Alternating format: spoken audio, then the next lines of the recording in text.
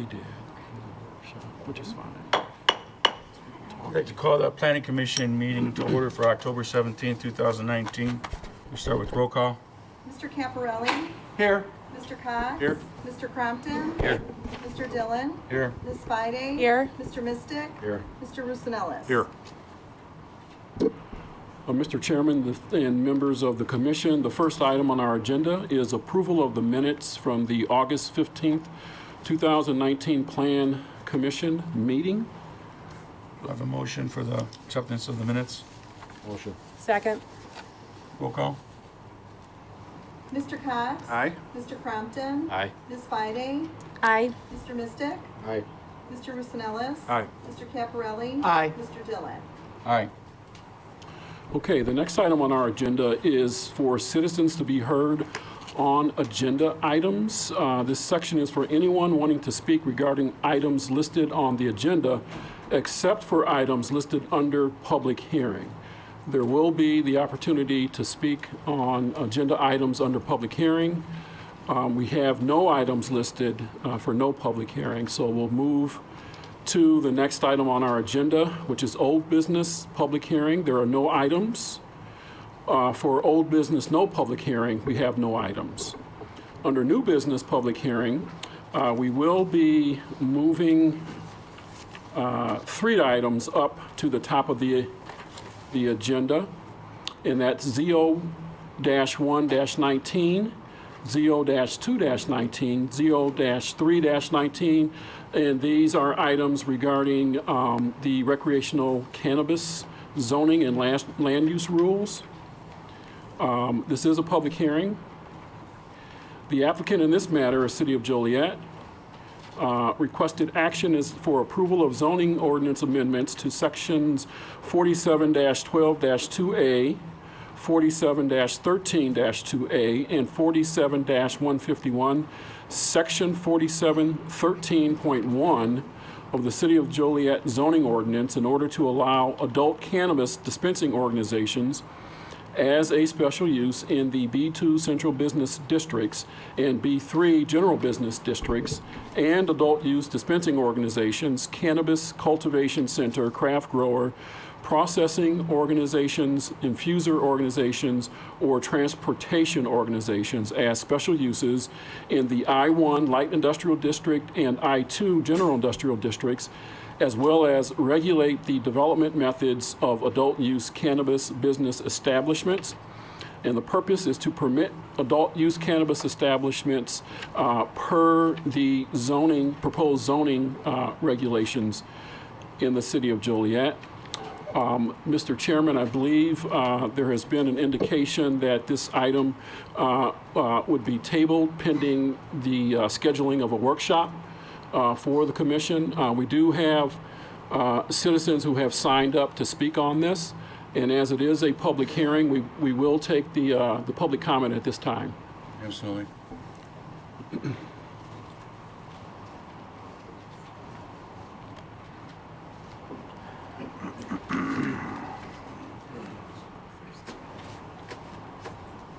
Mary Beth Gannon, Joliet resident, 903 Western. I come to you today as a mother of 3 young sons, and I am asking you to vote against the adult use cannabis. I think it sends a mixed message to our children that drugs are the same type of drug is illegal in so many places, but here it's going to be fine.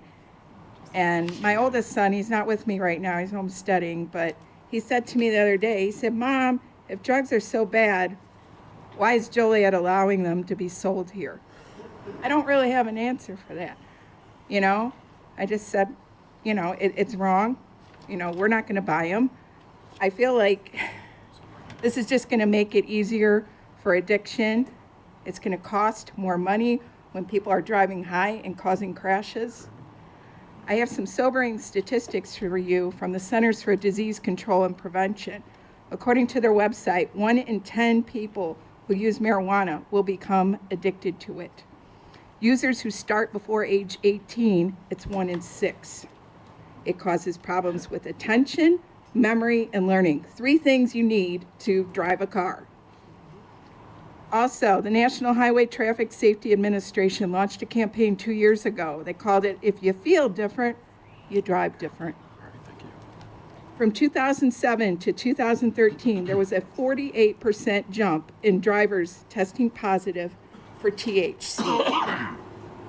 Why do we need to make it easier? I really don't want to hear, well, it's legal in Illinois. Baloney. You know, we can do better. Why is every surrounding town saying no to these types of establishments? You know, right now our downtown is experiencing renaissance. We are trying to improve our image, and this goes squarely against it. So I'm asking you as a parent, please vote no. Kathy Spieler, Joliet resident also. I want to start out with saying my cousin who had leukemia and lived long enough to see his baby born used medical marijuana. I have absolutely no problem with medical marijuana or dispensaries for that here. I do, however, have a problem with recreational. Now, we've got Mokina, Shorewood, Naperville, Plainfield, Wilmington, Wheaton, Bolingbrook, and Romeoville all opting out of marijuana sales. Now, why are they doing that? There's got to be a reason, right? They know. They can foresee all the problems it's going to bring. More car accidents, addiction, crimes, homelessness, more panhandlers. We can barely get into stores now. They stand out in front all the time, and a lot of them are drug addicted. I'm not trying to criticize, but it's chasing shoppers out of Joliet. They're going elsewhere. They're going down Weber Road. They go to Romeoville, other places that don't have panhandlers standing in front of their stores. If you want correct statistics, you can look at the Will County Coalition for Substance Use Disorder. You'll get facts there. This will not help the opioid crisis. I've spoken with people who work in rehab, and it's not going to help. Our police read off statistics of how bad this will be from Colorado. 2018, since 2014, marijuana-related traffic deaths increased 151%, while all Colorado traffic deaths increased 35%. Traffic deaths involving drivers who tested positive for marijuana more than doubled from 55 in 2013 to 138 people killed in 2017. Violent crime increased 18.6%. Property crime increased 8.3%. In addition, St. Joseph Hospital is on overload all the time. I have waited there for myself in 14-hour, 15-hour stints. For my son, 17 hours was the longest one in the emergency room. Now, when you add this in, they're saying the visits related to marijuana issues are going to increase 52%. 52%. So our waits will be 36 hours. I mean, 20 hours, it's just too much. I'm asking you as a parent, as a lifelong resident, turn this down. All these other cities have. Let's keep Joliet clean and good, please. Thank you. Thank you.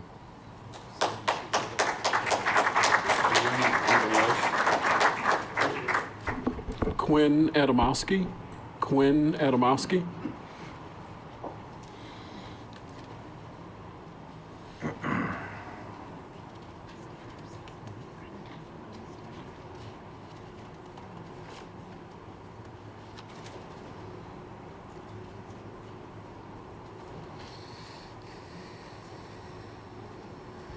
Good evening, Quinn Adamowski, 520 Knox Place.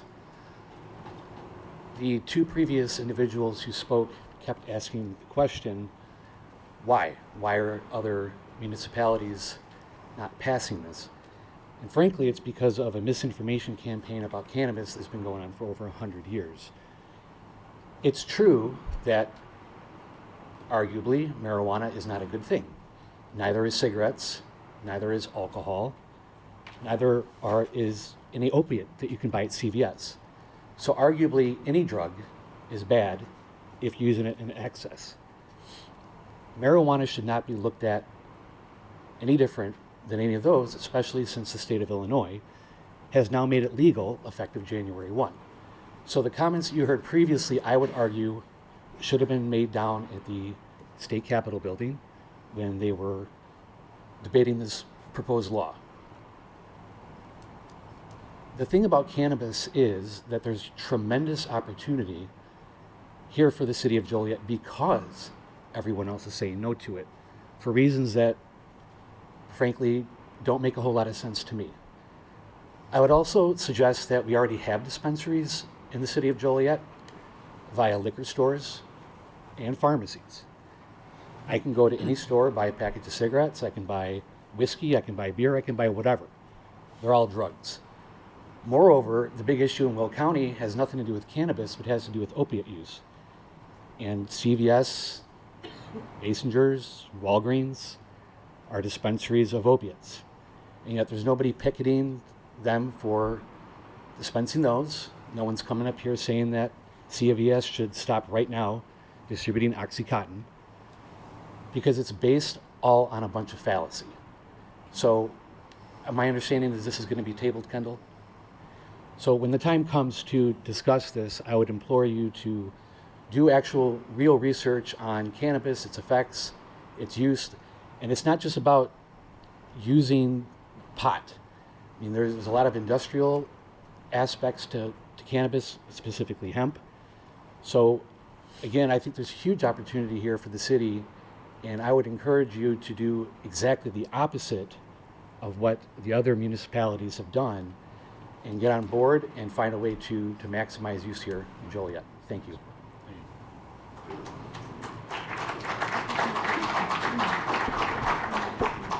Mike Martin. Mike Martin,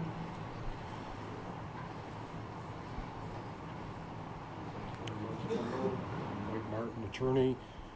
I represent a company called Fire Management Services, LP.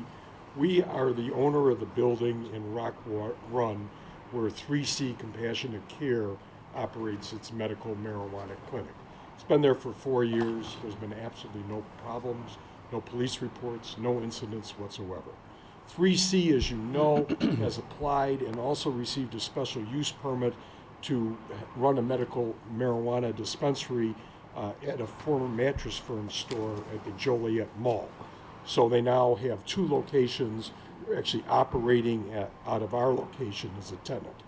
When we applied for the special use permit, because it goes to the property owner, and we are the owner of that special use permit, not 3C, we had no tenant. 3C found us. So if 3C vacates us and goes to the mall, we will still be looking for a tenant, and we basically have no doubt we'll find a tenant for a medical marijuana dispensary.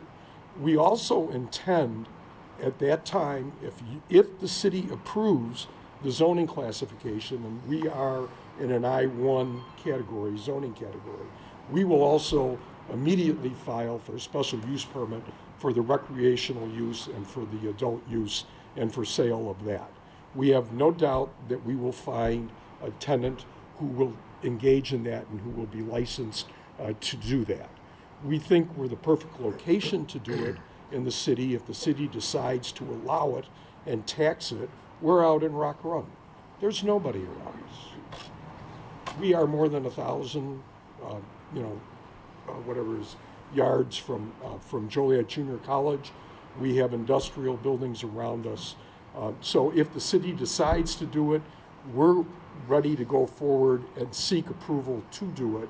So when you're deciding your zones, we have no doubt that the customers will also find us, just as a licensee will find us.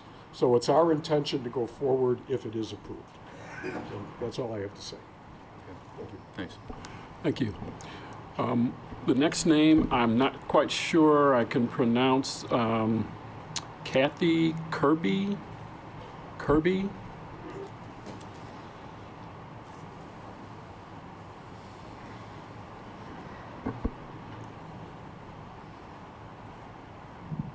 You're gonna have to bear with the voice. Too much work, like real people. I'm Kathy Kirby from Kirby's Corner Bakery, and there's some of the things that I want to talk about, and I've been adamant that I don't believe in marijuana in this town. The marijuana that was 60 years ago, or when in the 60s, is now 3 times stronger than what it was from a long time ago. They're gonna push brownies, they're gonna push candy. 1, 2 pieces of that can make somebody land in the hospital without any problem. I don't think that we have enough information at this point. If you were going to buy a home and your contract was what if, half your contract was what if, would you sign that contract? I doubt it, because now they're talking about going to Springfield and putting a rider on this bill that you guys are not even knowing what it's gonna come up to. Chicago is saying that they want to withhold it till July because there's so many questions that they don't really want to go forward.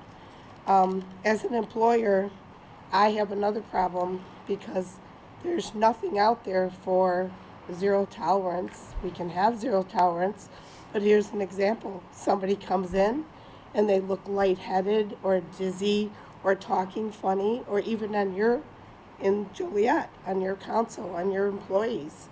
You have to take them somewhere for a blood test, because the tests they have now, they can say it's marijuana's in their system, but they can't say how much. So as an employee, I have to pay workman's comp if somebody falls or gets hurt. Now I have to stop what I'm doing, put them in a car, drive them over for a blood test, because I can't let them drive. Because if they get in a car accident, it's my responsibility. You're just opening up a can of worms that you don't know what is going to happen. It's like saying, let the genie out of the bottle and then see what's going to happen. All I think everybody's saying is give it time. I think Springfield pushed this through far too fast, and I don't think anybody knows all the regulations before you vote on anything. Thank you.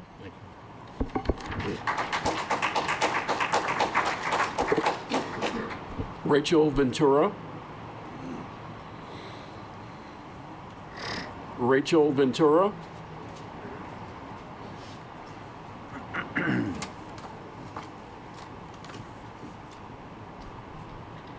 Hello, my name is Rachel Ventura. I'm here speaking as a Will County board member for my constituents. I'm hearing what people are saying about address?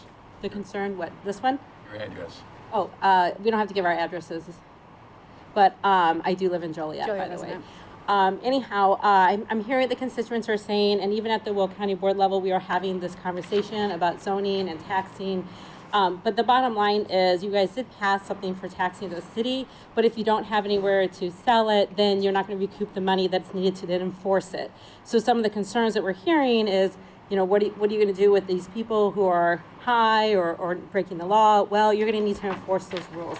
And as Quinn Adamowski said, the state did pass this. So it is legal in the state of Illinois come January 1st, 2020. So your question then it becomes, what type of rules and regulations are you willing to put on it at the city level, at the county level for the conversation we're having, and then how are we going to enforce those things? What type of policies are we going to have, and how are we going to fund that?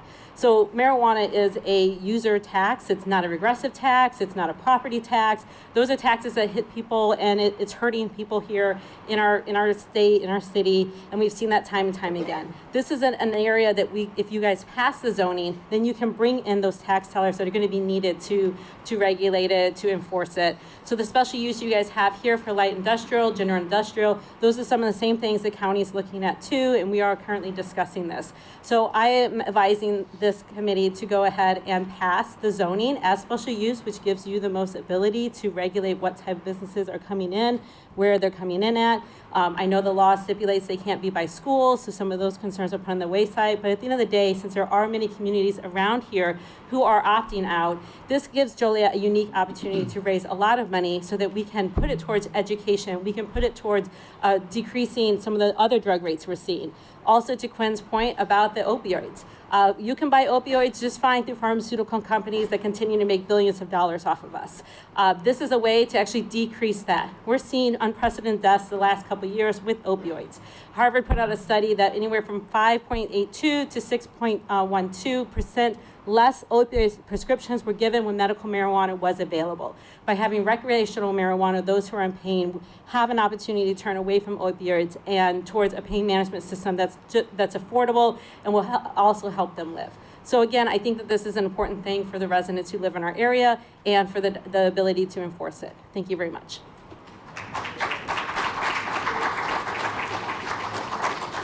Pete McClanahan.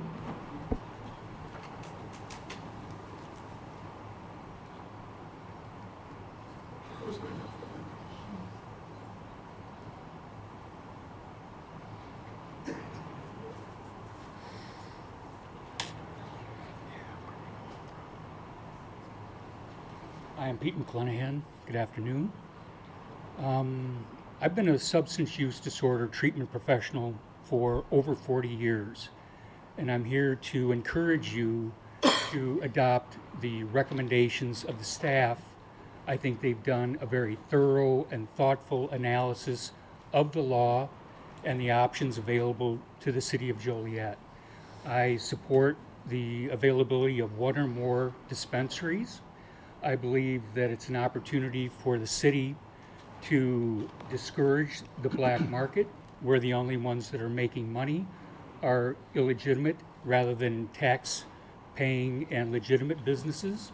And I believe it's the opportunity for the city to fund services that it currently doesn't, such as prevention efforts in our schools, funding of naloxone, the opiate antidote for our first responders, public service announcements that can educate and inform people about the use of marijuana or cannabis and the prohibited uses of cannabis or marijuana. So I think this is an opportunity to move forward. As I understand it, the bill that was passed in Springfield was done over more than 1 year. It was done very thoughtfully with compromise and deliberation by both parties. And again, I think this is an opportunity for the city to move forward. Thank you.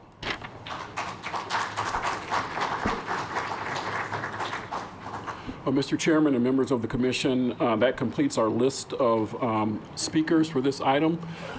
It is a public hearing. Do we have anyone else that wants to speak? Okay, we will close the public hearing. I believe there is a motion in order.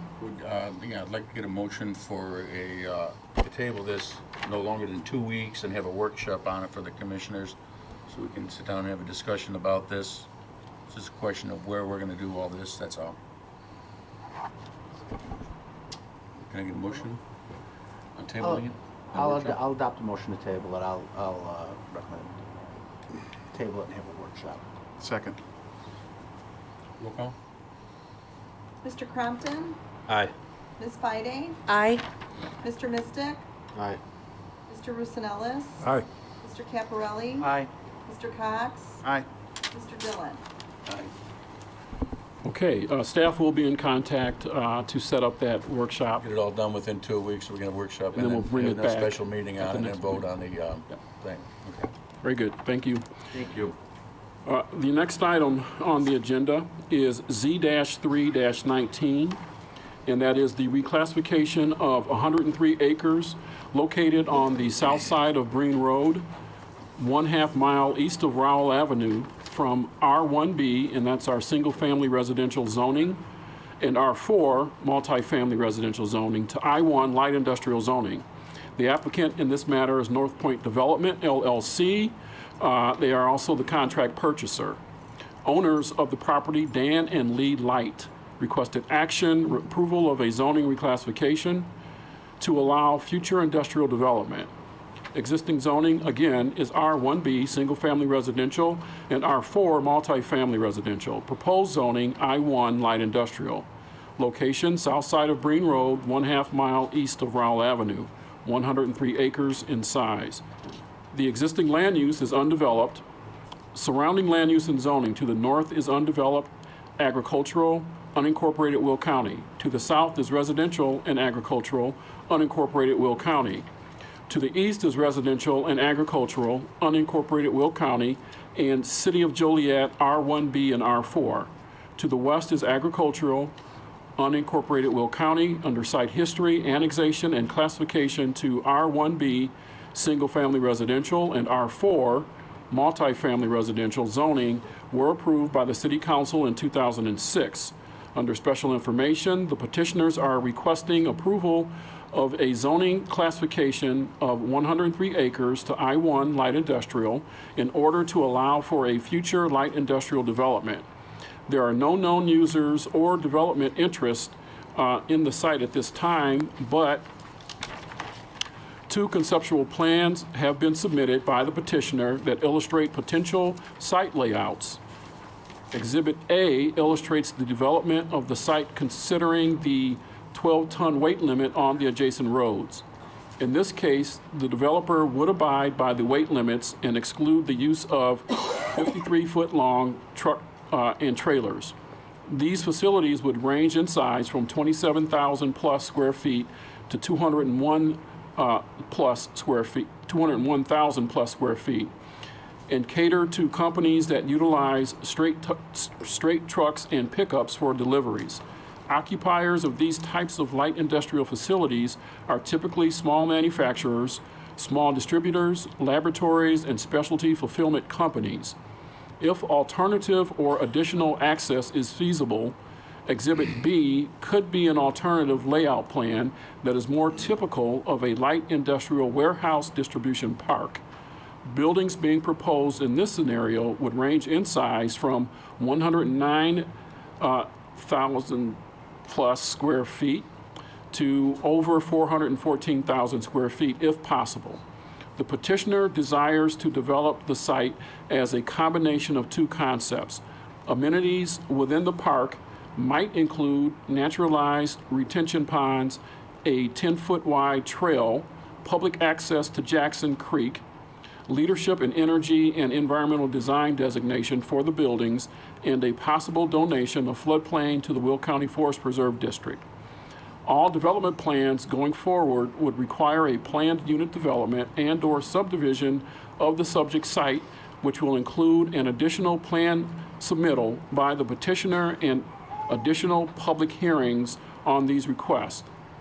A proposed development agreement is being drafted and will be made available prior to the future City Council meeting. It should be noted that if the developer does not close on the property, the reclassification request would be voided, and the current zoning would remain unchanged. All public improvements will be required as part of any future development. A 60-foot wide landscape berm and buffer will be required where the development abuts adjacent residential uses. City water and sewer lines are currently located near the intersection of Route 53 and Breen Road. The developer desires city utilities to service the park, but private well and septic systems could be used temporarily until the city utilities are available. Another possibility is the construction of an on-site water tower by the developer. Sewer and water connection fees and the development impact fee will be required. As part of the pending development agreement, the developer is proposing a voluntary development fee of 23 cents per square feet contained in each building. The proposed I-1, and that's light industrial zoning request, is not in conformance with the existing Southside Comprehensive Plan, which was adopted by ordinance in 2007. The Southside Comprehensive Plan designated this area as single-family and low-density multifamily residential. And that concludes the staff report, Mr. Chairman. Thank you. Other, who's the petitioner for this?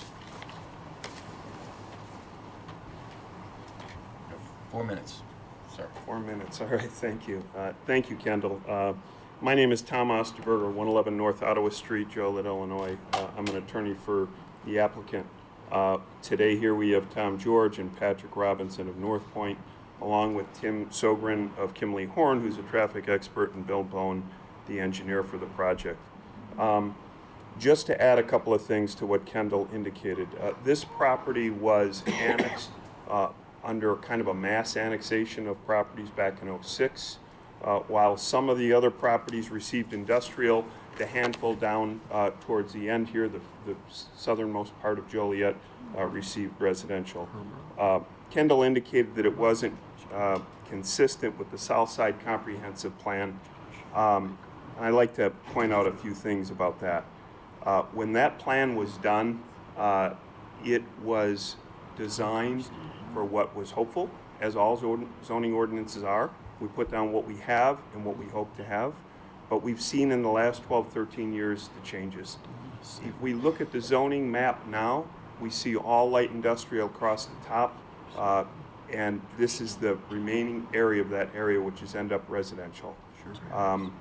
The South Side Comprehensive Plan did contemplate changes. It indicates that it's advisory, not prescriptive, so it's used just as a guideline.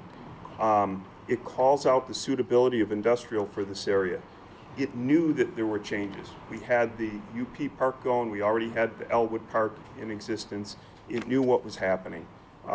It says in paragraph 5, it specifically has a component for the transition from residential to industrial. So it contemplated that we would see change, and we certainly have. We have Austin Tyler, a relatively heavy industrial user, straight north. Straight to the west, up one farm, we have Hillwood. So that's the furthest south along 53. When you look along 53, you have all light industrial. Another section of that south side plan says that the primary use of that south side land called for in the plan is industrial. So again, while this does not comply because we're seeking a map amendment because of that case, it contemplates the change, which, as we look back, is here.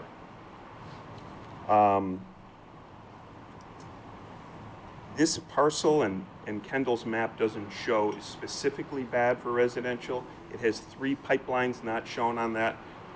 The likelihood of this parcel developing for residential is very, very low, and we have not seen any of the other parcels which were zoned residential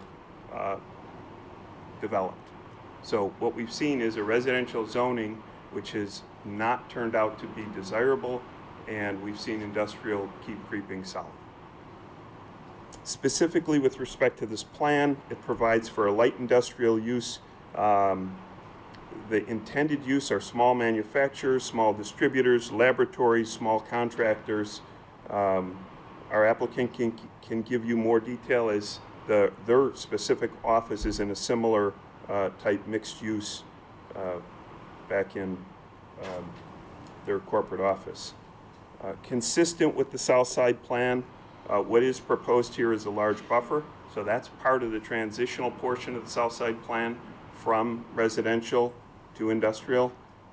There is public access as suggested in that plan. Currently it is on well and septic, and we are restricted by the roads. So that until the area further develops, we aren't going to see the large heavy trucks that are above 12,000 pounds. Your 4 minutes are about up. Sorry, we got to be, because people probably want to talk. Understood. But I do have a question before you leave. Yes, sir. The water tower, if you guys build the water tower, is that going to be maintained by you guys then? By you guys, by the corporation? So as Kendall indicated, there is a development agreement.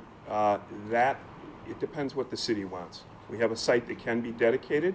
Obviously, we're ahead of those services, and if the city wants that, obviously it can be negotiated. Okay. Thank you. Thank you. Are there any questions or comments from the citizens? Did anybody sign up for this? We do have a sign-in sheet. We currently have 21 names on the sheet. We'll start with Stacy Myers.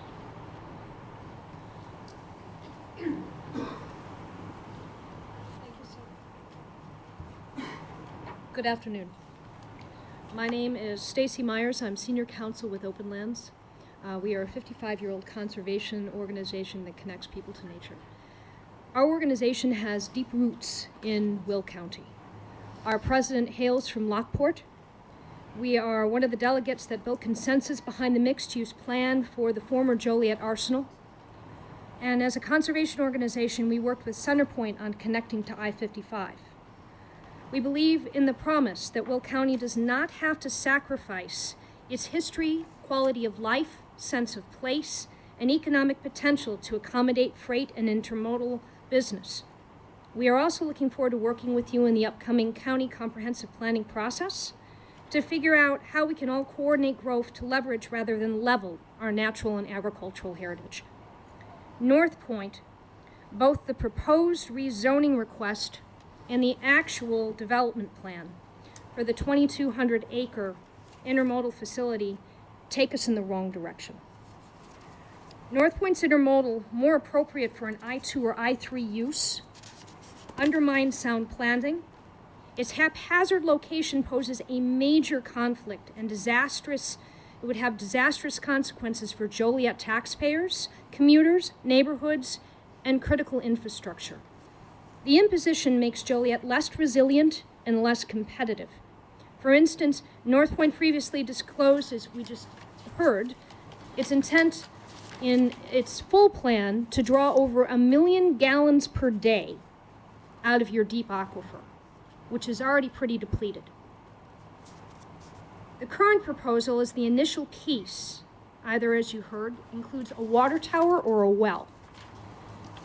You and the residents and businesses that depend upon that water deserve to know what effect this will have on you now, as well as what effect it will have on future growth, especially in light of climate change. The North Point proposal needs a lot more public scrutiny. The full proposal that this initial request hinges upon seeks to use up to 33 acres for storing containers 3 high. The only substance it can't store is radioactive material. North Point does not list a single precaution, not one, to prevent soil and groundwater contamination in its plan, which could cost millions to remediate. North Point would also siphon investment away from existing Joliet neighborhoods, diverting trucks away from over $1 billion investment, of which you are a part, in improving Interstate 80, the Des Plaines River Bridge, and the Hobart Road extension for intermodal traffic. Will County residents have to pay an exorbitant price to repair damage to county and state roads that aren't designed to handle all the additional trucks? And according to Trans Systems, some of those roads can't even be rebuilt to handle the truckload and weight. If Joliet moves down this path of approving the North Point facility, these and other hidden infrastructure costs will make it harder for Joliet to Your 4 budget minutes are for up, ma'am. Thank you very much. critical needs. Thank you very much.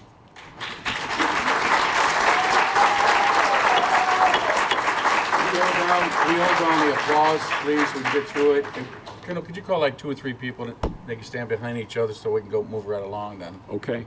The next 3, Ann Baskerville, Garrett McGuire, and Mary McGuire. Hello, my name is Ann Baskerville, and I'm here representing the Illinois Sierra Club, whose members utilize and enjoy recreating at Medewan National Tallgrass Prairie, which is about 4 miles south of the property seeking this change. The Sierra Club opposes the rezoning for the following reasons. We believe to protect the environment, the community, and public investment in infrastructure, a comprehensive land use and transportation plan should be completed and enacted before any more land is zoned industrial and used for warehouses. Nearly $1 billion in taxpayer money will fund a new I-80 bridge and help improve 80 through Joliet. Furthermore, while private dollars from Centerpoint are planned to pay for the Hobart Bridge, public dollars will be needed to build the interchange. If a major purpose of the Hobart Bridge is to get trucks off 53, it does not seem like good planning to add zoning for warehouses that would add to 53. A land use plan can help determine how much land is available for warehouses inside Centerpoint, so inside the UP existing facility and near the Hobart Bridge. If it is possible to zone land for warehouses with direct access to Hobart and 80 and keep trucks off 53, then that will improve conditions on 53. Improving travel conditions on 53 benefits the entire community, including the people that actually live along 53, children traveling to Joliet Central. That's the only way for the kids from Elwood to get to JT, Joliet Township, tourists traveling Route 66, and commuters. For these reasons, please vote no on this rezoning that would allow warehouses and the semis they generate near residential neighborhoods and just down the road from both the National Prairie and a National Cemetery. Thank you. Thank you.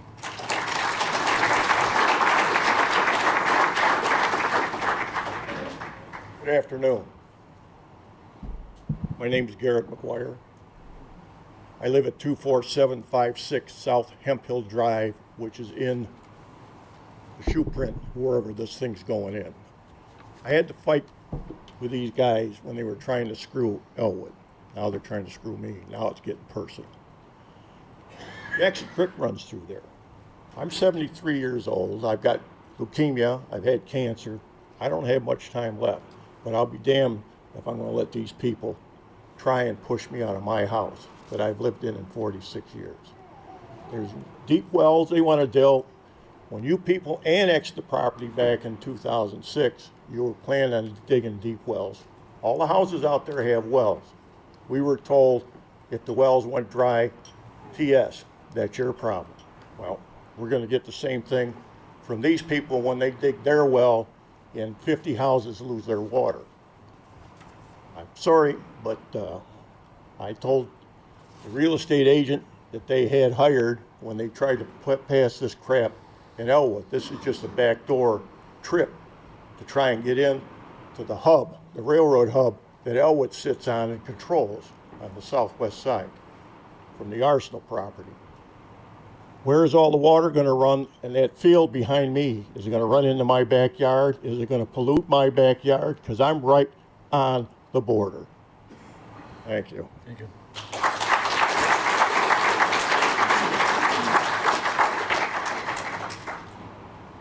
Mary McGuire, Jackson Township, and again, my backyard touches the land that North Point wants to have rezoned. This is beautiful land. It's cornfields, it's soybeans, it's beautiful. I can look out and I can see for miles. But a berm is not going to help hide ugly warehouses. It's not going to help stop the air pollution. It's not going to stop the noise pollution. It's not going to stop the smell of diesel fuel running. And it's going to pollute our water, as was just said. But also, we are taking a hit on the loss of value to our property that we have worked so hard for, and we have finally been able to pay off, and it is our house. We're losing value, and no matter what North Point promises, we already see trucks coming down Ridge Road. They bypass every sign that's up. They don't read them, they don't care. So we're already dealing with some of that. And I walk a lot. I've had one time 7 trucks coming at me on Ridge Road, and you have to jump into the ditch, into the culvert to avoid being hit because there's no safe spot for you. So we're dealing with problems already, but this will get worse, and they don't care. They're only in it for the money and the greed. And honestly, I think if this is passed, if this zoning rezoning's passed, that all of us should be offered a buyout, because it's going to be very difficult to live with what we are going to have thrown at us. And but we should be bought out at a fair and reasonable price, because everything I've researched on North Point is they basically want to take everything they can from you for a few cents. And again, we're the little guy. We don't have much to fight with. But I really hope you do not approve this, because it's our lives. Thank you.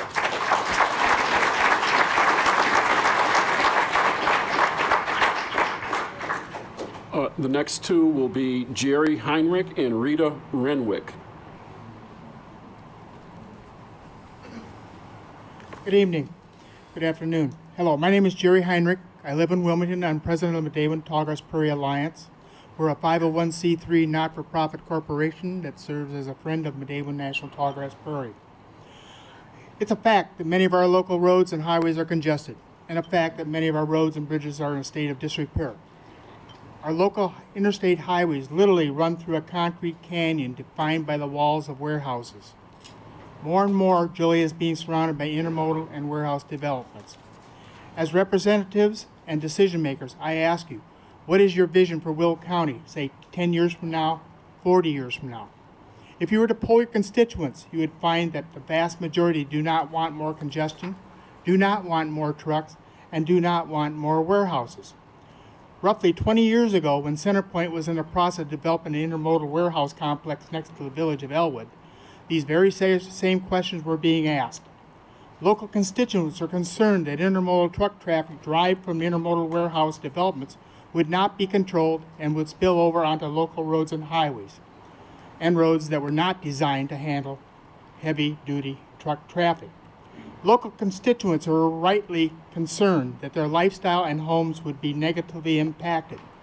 As it turned out, the pro-intermodal development advocates got more than they could handle. Today, roughly 20 years later, our representatives and decision makers have yet to come up with a comprehensive regional transportation plan that addresses truck traffic generated from intermodal and distribution centers.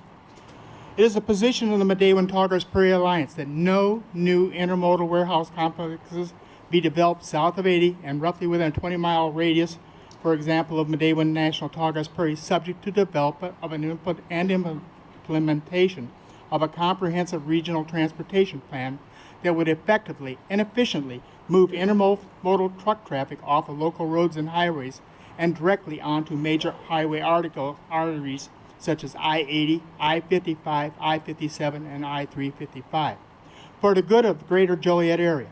Before a bad situation is made worse, we ask that you put a moratorium on the development of all new warehouse developments until a comprehensive regional transportation plan is developed and implemented. Simply enough is enough. We need to get the congestion and intermodal trucks off of our local roads and highways.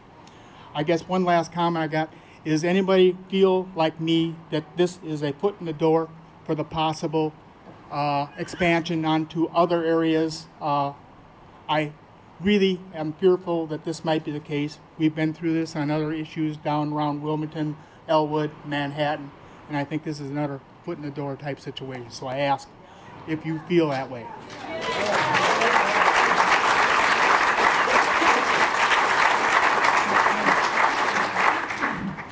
Hi, I'm Rita Renwick. I'm here as a citizen of Joliet, and I'm also representing the Illinois Audubon Society chapter, Will County, who voted against rezoning this parcel. I've heard the argument that this is just 103 acres, it's already in Joliet, but the reality of it is we all see it as part of a puzzle that's going to lead to 2,000 acres of truck traffic and warehouses. It's pretty much the elephant in the room. I mean, you're charged with looking at the 103 acres, but I think most of us are looking beyond that, and we're looking for the quality of life that we'll have. Just getting here today on Center Street, there were signs, alternate truck route for Route 53 South. So trucks were being diverted along Center Street right through the middle of Joliet. We have great plans to put Chicago Street straight through into the downtown. We have great plans for the downtown. I know that trucks come they come off of 80 and they come into the downtown now. They curve around by the old train station. Wherever they're headed, I don't know. There was even a semi on Douglas Street earlier this year between Rayner and Midland. So, the trucks go wherever. Joliet's part of the red carpet corridor, and all the positive things we have, the old Joliet prison, the Rialto, we've participated, the Chicagoland Speedway, the Historical Museum. People go on this red carpet corridor from Joliet all the way to Towanda, and they go past the Medewan, which has right now 82 bison there. There are over 700 volunteers that work there. We have school kids. I was just there yesterday morning with 50 kids from Cunningham School. Those are the positive things I would like to see as a Joliet citizen. I think it's kind of shameful to just disregard like the neighbors who live down there who are so against this. I mean, do you really imagine having 2,000 acres of warehouses on the way down to Medewan and the National Cemetery? It's pretty depressing. I really think we should be waiting until we have a comprehensive plan that plays up the positive features of living in our area, and we should, have some kind of extended boundary agreement with Elwood so that people can feel a little comfortable in coming up with a plan that benefits everybody. I've lived here for 44 years, and I like to be proud of my community, and I really hate to see this happen. I wanted to read a quote from Aldo Leopold, who wrote in a Sand County Almanac, "How like fish we are, ready, nay eager, to seize upon whatever new thing some wind of circumstance shakes down upon the river of time, and how we rue our haste, finding the gilded morsel to contain a hook." Thank you.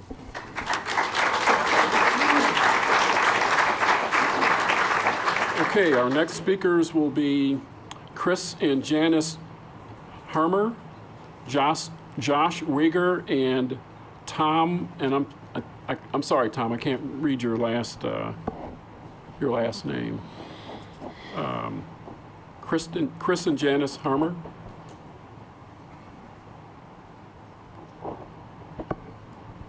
This is a reclassification of the zoning 103 acres. You have anything new to add other than the trucks?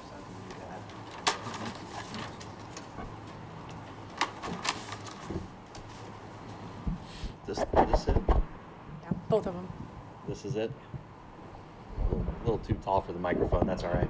Good evening, Mr. Chairman and members of the commission. My name is Josh Weger, and I'm with an organization called the Indiana, Illinois, Iowa Foundation for Fair Contracting. And our foundation is a nonprofit dedicated to the betterment of the construction industry as a whole. We work on research for best practices, policy improvements, emerging trends, and here in Will County, we have some affiliates. So our organization is like a joint venture between Local 150 operating engineers and signatory contractors. And in this county, we have 2,200 members and their families, and 162 contractors who paid, just in the last year alone, $51 million worth of benefits, retirement benefits, health care benefits to Will County families. And also here in the Midwest, we're involved in many campaigns to educate the public about the crumbling state of America's infrastructure. And I want to talk a little bit about the big picture of Will County. Will County is one of the fastest growing counties in America. There has been a 28% increase in the population from 500,000 to almost 700,000 since the 2000 census. And projections expect that explosive growth to continue. By the year 2050, there will be over 1 million people living in Will County, and you may even surpass DuPage County. Likewise, today there are about 215,000 jobs in Will County, jobs. And by the year 2050, there are expected to be 360,000 jobs. These are projections by the Chicago Metropolitan Agency for Planning. Will County is, of course, the largest inland port in the world, $620 billion in freight value. 3.5% of the U.S. GDP goes through Will County. Will County is, by any measure, critically important to America's interstate commerce. It is a pulse point in America's interstate commerce. And one thing is very, very clear. There is going to continue to be dramatic growth in the economy and in the population of Will County. That, my friends, folks, committee members, public members, is unstoppable. It is inevitable. Will County is changing. It is very different from what it was 20 years ago. It's going to be an economic powerhouse going forward. That is inevitable. So, you know, some folks might get together and delay a project once in a while, but you can bet for sure another one's coming, and another one's coming, and another one's coming. This is not going to stop. Will County is going to be the envy of most of the other counties in the United States in terms of growth and development, like it or not. So that is, you know something about the rules of order?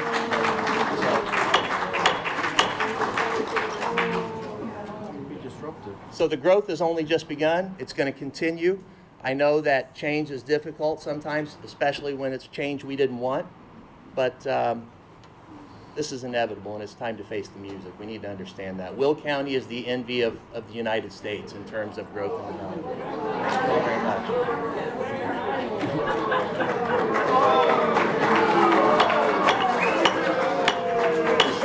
Can we have order, please? Was there anybody else? Okay, Tom Tom, I'm sorry, Tom, we can't read your last name. We think it starts with a C.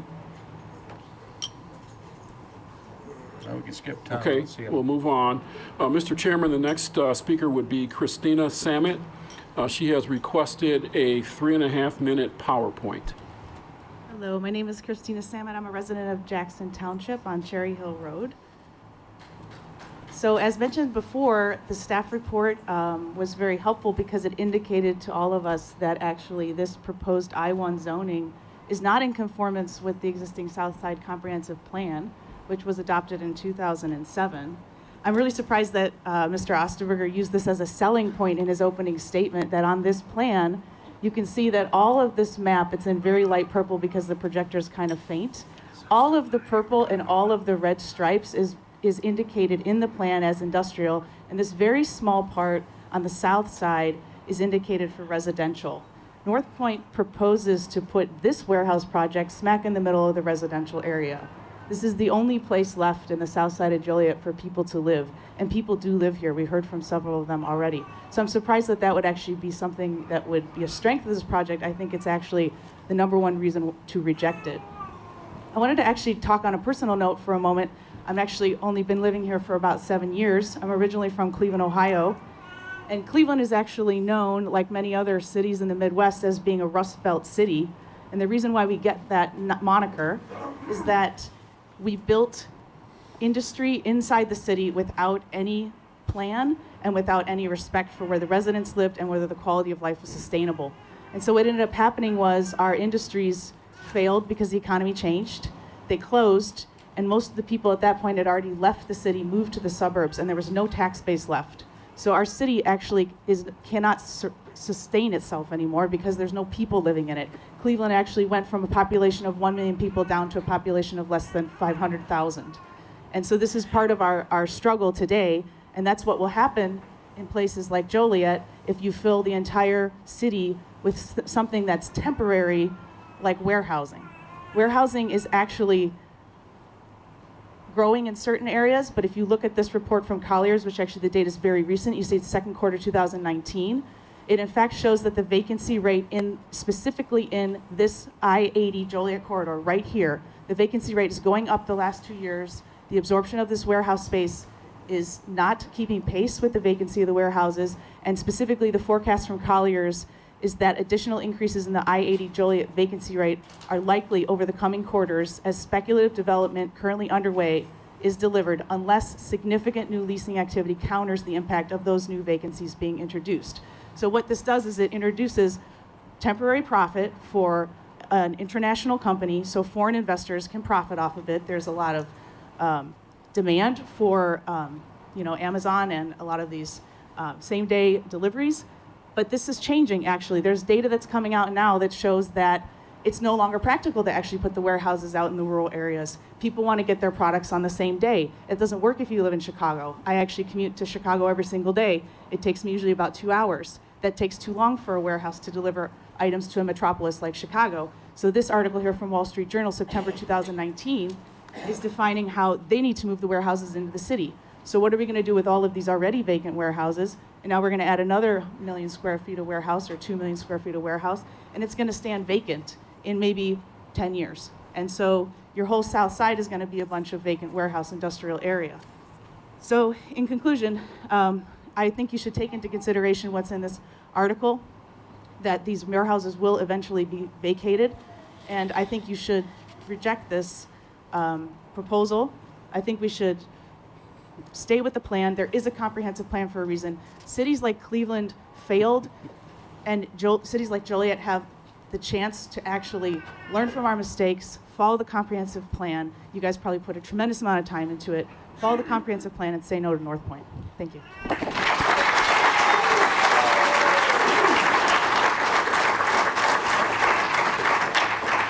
Our next three speakers, Aaron Land, Michelle Peterson, and Tricia Maas. Can you, Good afternoon, Aaron Land. Most of what I wanted to say has already been covered, so just a couple points I want to, that were not addressed I'd like to bring up. First off, someone earlier said the Elwood neighbors. We're more than neighbors, we're customers, we're consumers, and we're also taxpayers. As an Elwood resident, I can tell you numerous times. I come to Joliet to do my shopping in Joliet, to eat dinner in Joliet, and I find myself more and more going south to the Bourbon and Kankakee area. Why? Because members of this committee, you are at capacity. Monday, a week and a half ago, I sat on the eastbound I-80 exit ramp at Chicago for 20 minutes, not moving. 53 southbound was not moving. 53 northbound was blocked, backed up all the way to the Speedway, which is Redbud, just south of Mills Road. It was not moving. I-80, eastbound and westbound, was not moving. It's called gridlock. If you want to add to the south, we don't have the capacity for it now. A gentleman spoke earlier and stated that Will County is in the area of big growth, and it's true, we are. But you can't put all this into a box with not having any exit out of it. You can come up 53, you can sit in traffic like I did for 20 minutes. Some of the traffic may go down Bridge Street and go over a bridge, which is rated, we've all seen Joliet paper, it's rated almost to the point of collapse. It's literally being held up by wood cribbing underneath it. The infrastructure is not there. So I just wanted to emphasize again on the infrastructure. Thank you very much for your time.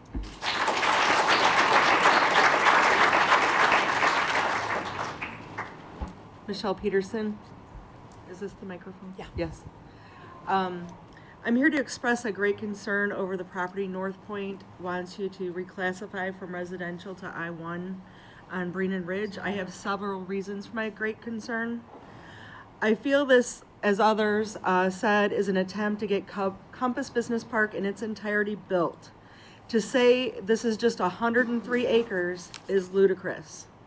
North Point currently owns 283 acres in Elwood off Route 53 and can easily build what they're proposing here, there. Thus, this is Compass Business Park. They're trying to get continuity through you. Don't be fooled. I'm not fooled. Why is Joliet not honoring and renewing the border agreement with our neighbor Elwood? For this, for them, it truly makes taxpayers wonder who our representatives are representing. Your current Southside Comprehensive Plan that was gone over that does not support this classification, it also said that on page 2 in the staff report.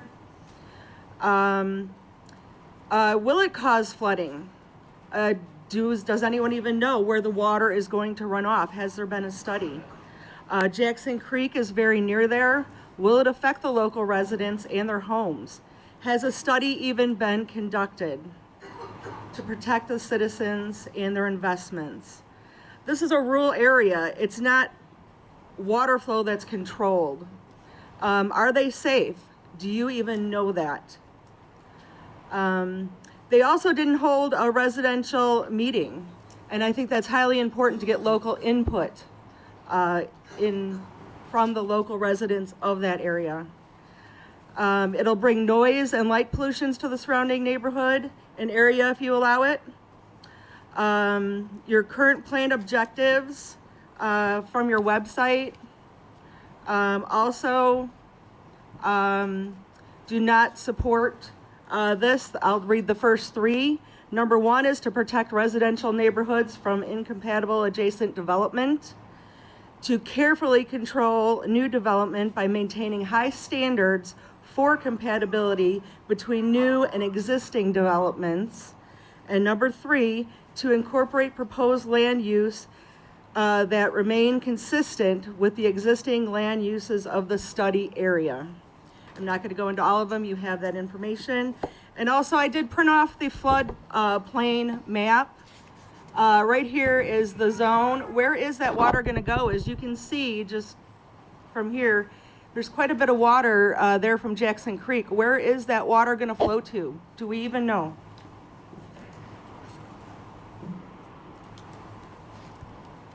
No business should be built in that current residential area for those reasons. And I think a lot of the people in the city agree with that. It's earmarked for residential, and government officials should listen to the public because you are on our payroll. Current infrastructure or lack thereof and public safety is an utmost concern. Kids ride their bikes there. They use skateboards. People walk and ride bicycles on the current roads in the area. Golf carts, tractors. I've even seen horses over there. It's a family area. It's not an industrial area. It's 8 to 10 miles from an interstate. It's several miles from even the closest state route. We all know the dangers and deaths and the safety concerns of I-80, 55, and 53. Ma'am, your 4 Adding minutes more are at this up. time Ma'am. is just not safe. I ask you to be our voice, say no, and support the residents. Speaking of residents and taxpayers. Ma'am, 4 minutes are up. Thank you. Thank you.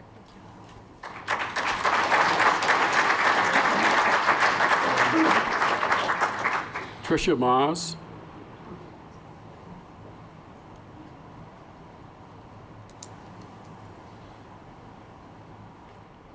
Hello, my name is Tricia Maas. I am an Elwood resident. I'm also a trustee of Elwood, but I want to let you know that I'm here just as a resident. I do agree with the speakers who have opposed North Point here, who have already spoken. As mentioned, North Point has industrial zone land well over 103 acres just down the road. Build on that land instead of rezoning residential and agricultural zone land to industrial. Hopefully, regarding the flood zoning, just a little bit of an add-in. Hopefully, they'll take responsibility if there is flooding, unlike what happens in Edgerton, Kansas. Hope they're not trying to pass the buck when they go ahead and donate it over to the Forest Preserve. Quote from a magazine of the Sierra Club, article Getting Back to Ecology, Protecting 30% of Earth by 2030, is part of the solution to the climate crisis and the extinction emergency. It goes on to say, excluding Antarctica, less than a quarter of the planet's landmass remains undisturbed by industrial activity and human development. Further goes on to say, we are facing a major extinction crisis. And even if we don't care what happens to other living creatures, and we ought to, the loss of wilderness and protected lands directly affects us because we're all part of the same grand ecosystem. It was mentioned by biologist E.O. Wilson that we need to set aside a half of the planet for wild nature. Be part of the solution, not a contributor to the climate crisis and extinction emergency by not rezoning the proposed land to industrial. As a candidate, I've been door to door in the surrounding community, and I actually have been in Joliet community as well on their doors. They don't want any more land to be rezoned to industrial from agricultural or residential.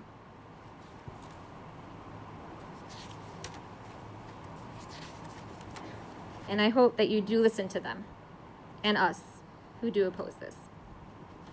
Thank you. Thank you.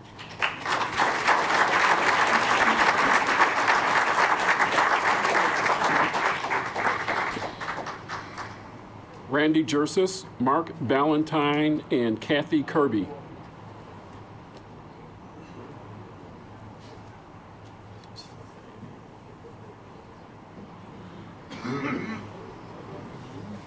Hello, my name is Randy Juris.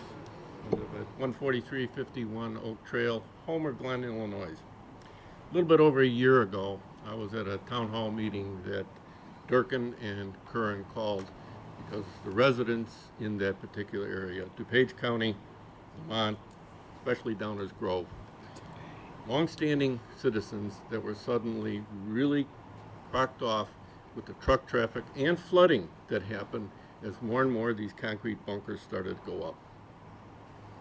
Now, from Homer Glen, I can tell you right now, we created a 2005 comprehensive plan, which, due to our new stakeholder, John Grueling, has been kicked aside, and they now want to create a new comprehensive plan.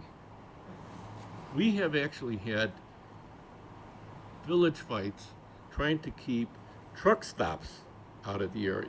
Reason being, as people have already talked about, once you start getting these trucks into this area, you find them on your side streets, you find them everywhere. Flooding. Of course you're going to get it. You're going to have a lot of problems with this one. Also, about a year ago, I was at the Will County Sustainable Network meeting that they had. Allison Schweitzer was talking about the water situation that you do have in Joliet. They're talking about either running a line from Kankakee, God forbid you're going to buy water from IAW. When she was asked what's one of the biggest uses of water, it's things like this. There's a lot of things that are wrong with what's going here. You had people talking about, yeah, we've got all this small business and light industry that's ahead of it. We're seeing all of that backed up. Anybody that has to travel through Romeoville, Bolingbrook, places like that, you don't want to go there. The traffic is unbelievable. And I agree with what the gal had said, that you can overbuild this particular area, especially with all you're going to do is just going to have light industry. You're going to make this look like West Germany during the Soviet era.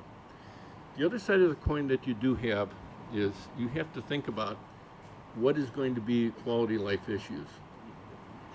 Once you overbuild this particular area, once you've put up 2,200 acres of concrete and asphalt, it's not easy to go back. I am an environmentalist. My current life before I retired was in engineering. We built automation systems. What she's saying is pretty true. It makes an awful lot of sense to automate what you have in your typical warehousing situation. I would strongly suggest, which is why I'm here, along with an awful lot of environmentalists, that you give serious consideration to what you think the future is going to hold. You keep building, this is not about 103 acres. This is about 2,200 acres, and then above and beyond that. Lastly, I tend to think that once this gets passed, and once the 2,200 acres gets passed, they're going to be using that as leverage to get the Ileana tollway put back on the board. You think you got situations now, you wait and see what happens if the Ileana is built. Thank you. Thank you.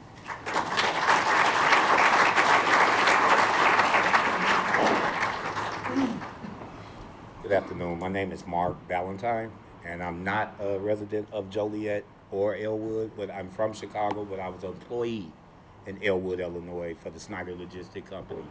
And my heart really goes out to a lot of y'all. I'm listening. I feel you. God bless you, God keep you. But I want to take this to a whole nother level and just give you a brief description of what happened with me and some of my coworkers, over 200 of my coworkers. These companies are building these big corporations out here in Elwood, and I work with one of the largest in America, which was owned by Walmart. Now, Walmart decided in January of this year that they was going to take their warehouse back over from Snyder Logistics. Now, mind you, I was a full-time employee there, benefits, everything. I was a warehouse manager, QA, all that. What happened was, all of a sudden, we was offered jobs, we passed our drug tests, everything. And then all of a sudden, me and some of my coworkers, I'm gonna take me for instance, I was fired because of something I did 20 years ago. A felon of 20 years. My record is clean. I haven't been in no trouble or anything. I had another coworker of 37 years. Last time he was in trouble was also fired for that reason. And to top it off, I had another coworker of 43 years. Absent free, no trouble, no nothing. The only time I go in Cook County Jail now is to teach my Bible lessons. And I just want y'all to really take this in consideration when you're building these corporations, that what, not only what it's doing to the community, but what they're doing to the employees on the inside. You know, my mom always told me, when you do wrong and you write yourself right, you should be forgiven. And after 20 years, I thought I was forgiven. But I really need y'all to take a look at this, because they threw us out in the street, gave us a slice of pizza and $193 after 5 years of work. So I really need y'all to take a look at what's going on with these corporations like Walmart. They come in, they build these places. But I did get my job offered back. They offered me a job as a temp worker. Seriously, I went from $27 to $14 an hour to unload a truck at 52 years old and bad knees. You know, so I really need y'all to take a look at it. It's not just their environment. These companies are coming in and they're making billions. Billions. I work for the QA department. It's not nothing that I heard. Somebody told me. I was actually a QA manager where I did their reports at the end of every night. And at the end of the year, I did their annual reports. I'm talking about billions. And they getting away with it. And y'all really need to take a look at this when you're building these companies and take a look at what's going on in the inside. I got friends that work there now. They tell me the conditions on the inside of these places is terrible. Terrible. People have to ask to go get a drink of water after unloading a truck. It's 120 degrees on the inside. So I really need y'all to take a look. Not only the people that live around there, I'm listening to this. This is shocking me. This is new to me. I'm listening to these people about the water and what's going to go on with their homes and stuff like that. But just imagine, these places, they hire us as temp workers, as fellas, to clean up their communities because it's all about putting people back to work. But then all of a sudden, you want to snatch that away from me. The day that they told me that I wasn't going to get hired over a 20-year felony, it snatched the heart out of my chest. And I'm a single grandfather raising 5 grandkids by myself. So I really think that y'all should take into consideration these other things also before, you allow these zonings and stuff like that. Thank you. God bless you. God keep you.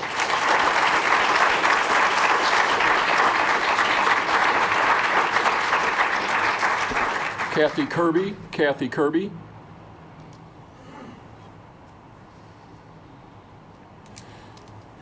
Kathy Kirby from Kirby's Bakery Plus. I live on Hemp Hill Drive. And if you close your eyes in our subdivision, it's quiet, it's beautiful. We don't want these people here. We don't. I get up at 4 o'clock in the morning, and I used to be able to drive into work and not see a car. Now 4:30, they're speeding past me down Ridge Road, down Manhattan-Monee Road, and for what? To get to warehouse work, to do whatever. I live in Jackson Creek, and my house actually is right off of Jackson Creek. So when that water, when we got this 7 inches, that water is roaring in my backyard. It was roaring so hard that a heavy wheelbarrow, an old wheelbarrow, went right with the water.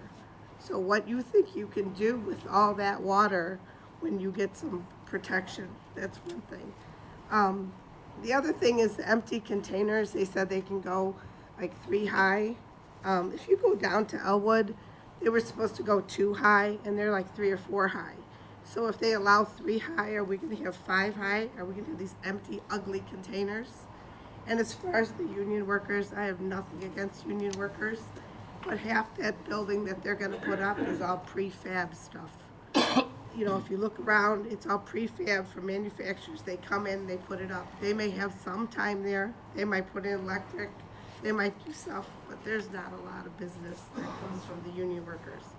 And as far as the empty containers, as a business owner of 30 years, all these people do is they just move either down the street or move somewhere else because after 7 years of getting free taxes, they just move on. So what happens to the TIF money for all these hardworking people in Joliet? I can't even come into Joliet. I can't go to your restaurants anymore, your stores anymore, because going down 53 is treacherous. Brandon Locks is broke half the time or not working at all. How do you get into Joliet anymore? So instead, you go south, or instead you go to New Lenox. That's what you've provoked, because now people aren't coming to Joliet. One thing else that I wanted to say is this is just the beginning. They talk about changing Cherry Hill Road to a 4-lane highway, and that's just going to bring more warehouses. All we're going to do is surround us all the way around. So before you guys make a decision on our homes where we have lived 40 years or more, go to Kansas City, see what North Point looks like, talk to the people in Kansas City and how well they have taken care of that area. How is their water? How is their water tower? And see before you make that vote. Thank you. Thank you.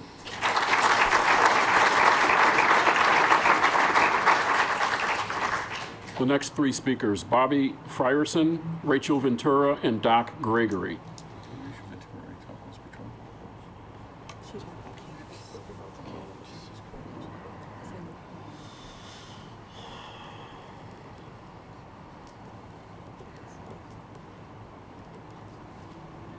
Looks like you're up, Rachel.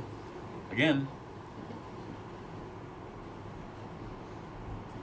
Hi, Rachel Ventura, again speaking on behalf of the Will County Board member.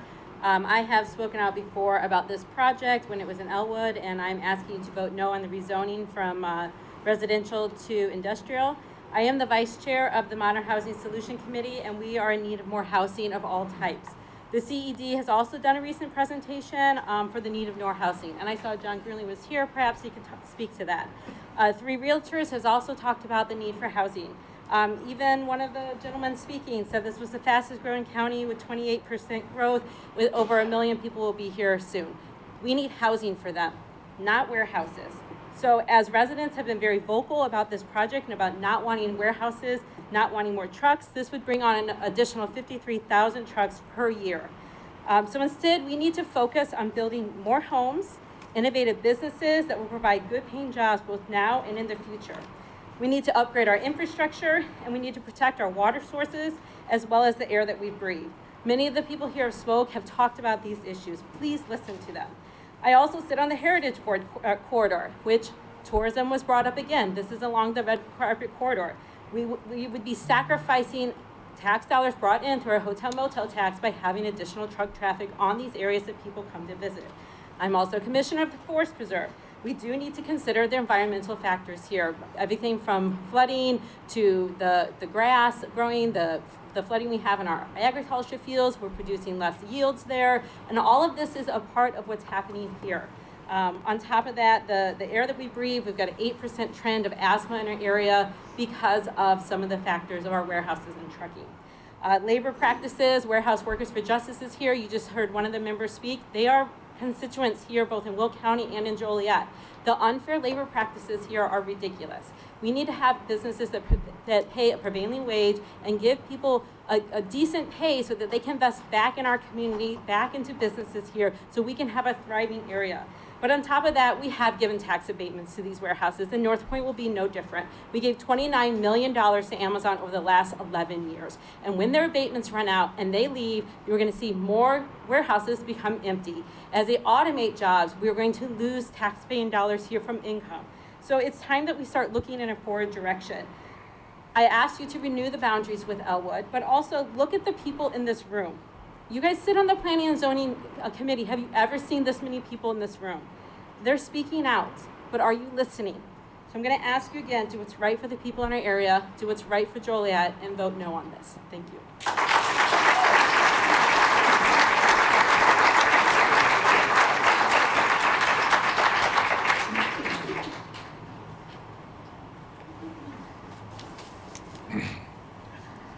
Good afternoon, commissioners. My name's Doc Gregory. I'm president of the Will Grundy Building Trades Council. I'm here today to speak on behalf of the 25,000 members of the Will Grundy Building Trades Council. The construction jobs our members work at are very important to each and every building trades member. The members rely on private money from investors and developers to provide for their families. The hours they work they pay into for our members' health and welfare and pension funds. Simply put, our members need to work when job opportunities are available. So they not only pay their daily and monthly bills, but they put hours into their health insurance to keep insurance so their families are covered when the winter months comes and their families, wives, kids are going to doctors and hospitals and getting treatment. The average building trade member works between 6 to 8 months a year, so when jobs are available, our members need to go to work. Building trades work is around 80% private money. We do not rely on government money to keep our members employed. The rezoning of the 103 acres will be a great project for the city of Joliet and for the Will Grundy Building Trades members. It will provide hundreds of construction jobs for many of our Will Grundy Building Trades members and their families. I urge you to vote yes for the rezoning. Thank you.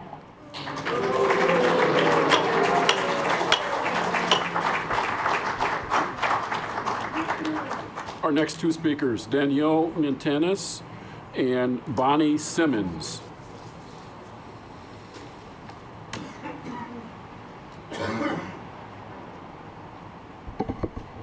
Danielle? Is this something new, Danielle, that everybody else hasn't said about? Something new? Bringing something new to it? Of course I have something new. Which one is it? This one? Both. Yeah, both of them. Okay. I'm sure. All right. So my name is Danielle Montana. Sorry about the baby. I think it's a little shady and embarrassing to even consider approving such a controversial project when the two adjacent towns and the township have already loudly denied the company. How many other towns does Joliet share a border agreement with? You know, your choice in this matter is being watched not only by Elwood, Manhattan, and New Lenox, but every surrounding town around Joliet, Shorewood, Plainfield, Lockport, Crest Hill. I know there's like a dozen more. What do you think? Like that they won't notice how Joliet is treating Elwood and Manhattan on this? This decision will have far-reaching ramifications when it comes to the relations Joliet has with other bordering towns. Everyone is watching. How many times has this specific conflict already made the front page of the newspaper? Nobody wants it. Approving it would be in bad taste even without the mountains of evidence as to why it is bad for this area. The area this project is looking at is not set up for industry. The street is a one-lane that's not even painted, backed into an entire neighborhood that doesn't have sidewalks. Kids cross the main street to get on buses. Putting something like this project there will be dangerous. It won't be a question of if a kid gets hit, but when. Because it will happen, and this is your warning. And I will make sure that that family has the names of all the people that had the power to stop this before it happens. You know, vote no. It's the only logical choice.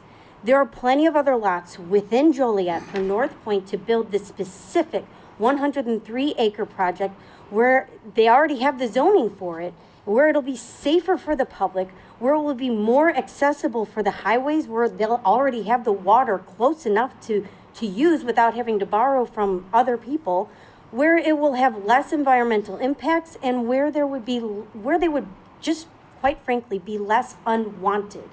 Please vote no. Thank you.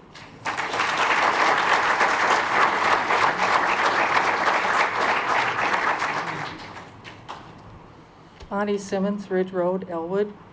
The mayor has said on the radio on WJOL, why should the city hold back on potential tax revenue at the expense of farmland in Elwood? The average warehouse generates probably a little over $2,000 an acre in taxes. I feel there should be some kind of a state law like other states have, that there's municipal sovereignty so that the people don't have taxation without representation, which is what all the surrounding towns have in this area with you. I've been down this through before. I know that it's not going to make any difference.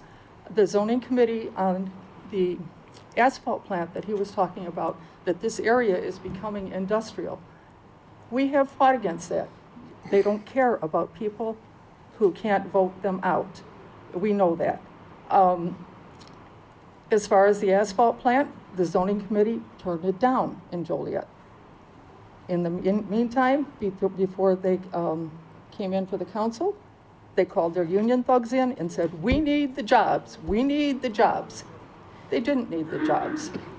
If you have all these people and they put that North Point down there, that's going to be 15,000 more people. Our roads can't handle it. You've heard that.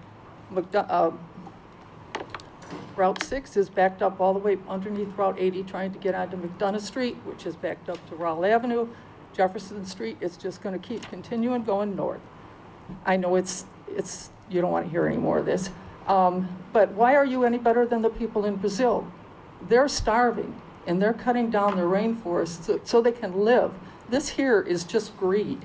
And the people of Joliet, this affects you too, because all these roads, you're going to have all these trucks into the town too. Imagine having 15,000 more people in this North Point, in these roads, when everything is now already backed up. If you come over Route 80, over Route 55, and it hasn't rained in a couple days, you can see all the smog in the area. Is this worth the cancer and asthma rates that you're going to have from all this pollution? You say 3% goes through the of the country goes through on 80 already. Why have them stop and sit there and spit out all this diesel fumes? Joliet is already in the top 100 in the country for foreclosures and people underwater in their homes. Your home values are going to suffer because people aren't going to want to live in this gridlock. You got your road disrepair, and the air quality will just keep on decreasing. One of the last meetings, one of our neighbors said, next thing you know, they're going to want to put a deep well on the corner of Breen and Ridge. Well, you know, he shouldn't have said that, because now I see that they are. They're going to run all our wells dry. And I was glad to hear that it's not going to be the big semis on here, because we do have three bridges that go over. There's no way they can get out of here without going over these small bridges. This last 7-inch rain, right where this warehouse goes, there was probably 6 inches of water running over the road there into those fields. Where's all this water going to go when we don't have the fields to collect it anymore? I would like to just put something out there for the Joliet voters. Let your council people know that you're sick of this traffic too, because Elwood people have no voice in this. This is going to be up to you. Let them know that you're sick of the potholes with the rebar sticking up. Your 4 minutes are up, ma'am. Thank you. Okay.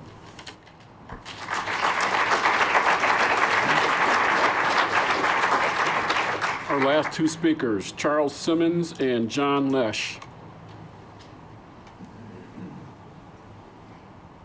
Hello, my name is Charles Simmons. I'm at 24764 South Hemp Hill, which is right next to this.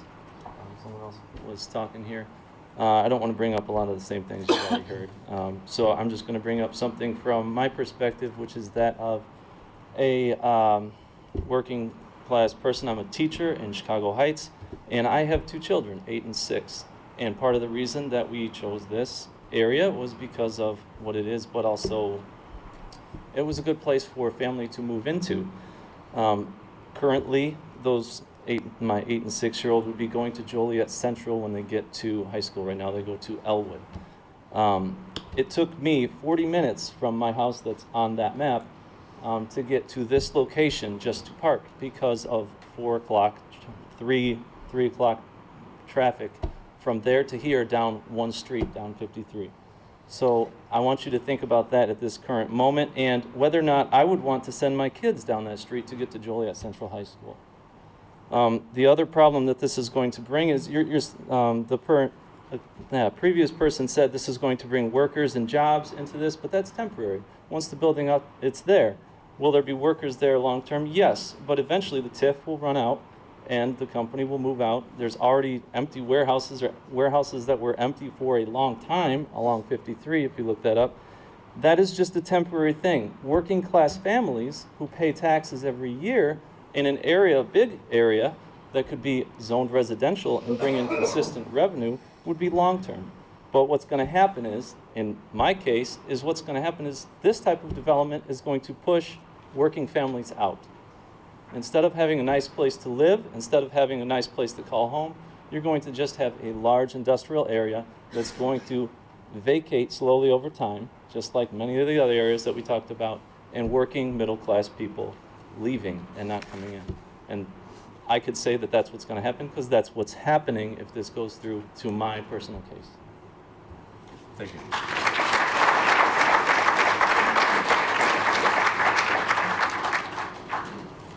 Good evening. John Lash with Northern Illinois Jobs with Justice. I was here in 2012. NIJWJ was a strong supporter of the Walmart warehouse workers who went on strike back in 2012. And I'll never forget that moment. We saw the U.S. taxpayer dollars being spent behind Walmart's gates with what looked like tanks and armed men with machine guns defending Walmart, who was paying no taxes. And so it was literally representation without taxation at that time. But I wanted to speak about the working conditions and the reason those workers were striking, because I heard somebody mention that this is going to create anywhere from 215,000 jobs to and 60,000 jobs. But when I listened to those workers back then talk about the sweatshop labor conditions of those warehouses, I wanted to just bring forward something from Warehouse for Justice. So I'm going to read just a piece of it and submit the rest for formal comment. But part of this disappointment is held by the people who work in the warehouses. While we believe there have been improvements, including rising wages and better regulations, it's also clear much needs to be done. In the last 2 years, major warehouses in the area have had major race and gender discrimination complaints. There are health and safety issues, and thousands of workers are still not guaranteed full-time direct employment. A recent Crane Chicago Business article on Will County warehouses shows that warehouse workers lag far behind their counterparts in the manufacturing industry in wages and job quality. We believe that the proliferation of staffing agencies and contracting out of parts of warehousing is a major contributor to this trend. And I heard one other speaker talk about the sort of permatemp situation, that while we might be creating jobs, these are temporary jobs. That being said, I'm a union member. I'm a proud union carpenter with Local 174. And I would be one of the people that would presumably benefit from the construction project of building that warehouse. But I cannot, in good conscience, speak for my own benefit when my brothers, largely brown and black, suffer in sweatshops working conditions. If we're going to attract jobs to Will County, why shouldn't we pass, this board could do that, add to the zoning ordinance and if you're going to welcome North Point, then attach a pro-union, pro-living wage of $30 an hour for the workers in these warehouses. Why not? Why would you want to be part of the wealth gap? Why would you want to be part of the growing wealth gap in the United States of America? Jeff Bezos makes enough money, and he does it because he doesn't pay his workers enough money. And just as I'm listening, though, to the arguments, and I was putting myself in your shoes as I was listening on the board, you know, the discussion of water in Joliet is already a big issue, and it's going to be a crisis here if something's not done. Why not put people to work attaching Will County to the Joliet to the water in Kankakee and put people to work that way? Why put us further at risk with having clean water for the residents here? Thank you. Thank you.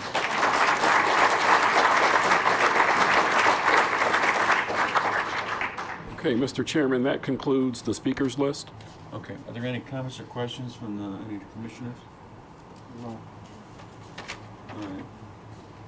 So I guess it'd be we need a motion one way or another. Is there a motion and a second for Z-3-19 reclassification, 103 acres? So moved. So moved. Second. Mr. Chairman, would you entertain one more? We'll entertain one more. We have people signed up. We've been listening to people for the last hour and a half. We'll entertain one more. One more. We're not going to be here all night. It's over the same thing. We're not. Adding something new I'm to not that Elwood. discussion.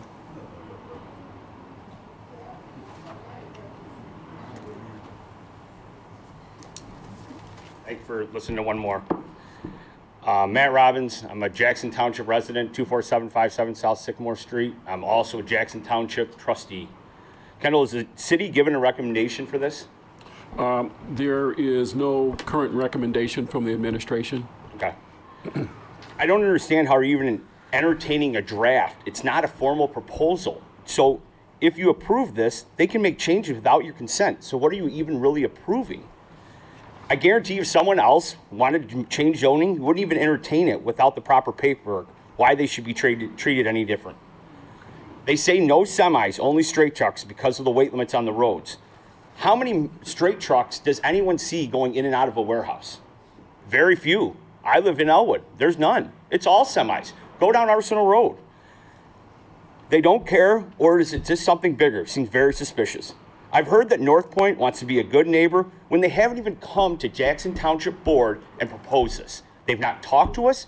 They have to use a Jackson Township road or cross our bridges to get to their property, regardless, no matter what. And they haven't even given us the decency to come talk to us about it. I think that's very ignorant. We at least should get a proposal about this is what we're planning to do. We don't even get that. We're a board just like you are as well. We have a very important job just like you do as well. if you look at the map, if you look at it, like I said, you have to cross those bridges and roads. There's two options, either a water tower and septic or go through people's yards with city sewer and water. Do you think this is right to put something in somebody's yard if they don't want it, if they're not part of the city of Joliet? Lastly, Joliet is spending $250,000 on a new comprehensive plan. So, and they say they won't extend the boundary agreement with Elwood because they're spending this money. But you're going to make a decision this big and even entertain it until that plan is done. How do you do that? It's not feasible. If you were going to extend the boundary agreement with Elwood for 2 years while you're figuring out this plan, but they won't even do that. We're just asking everyone to put yourselves in our shoes that live on the south side. Yes, can we vote for you? Absolutely not. But we do have a say in this. And please be a good neighbor. Thank you.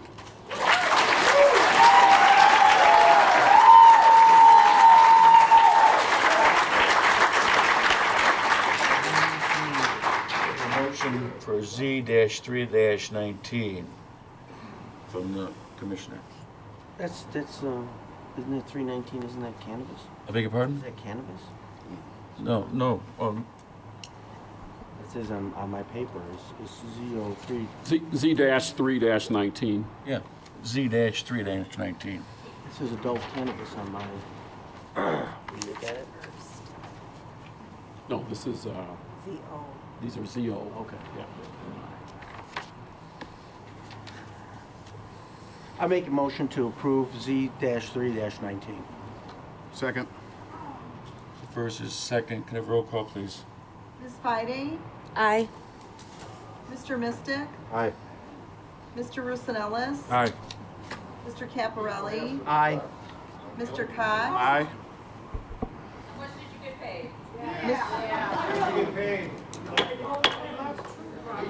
Order. Mr. Crompton? Aye. Mr. Dillon? Aye. Motion carries.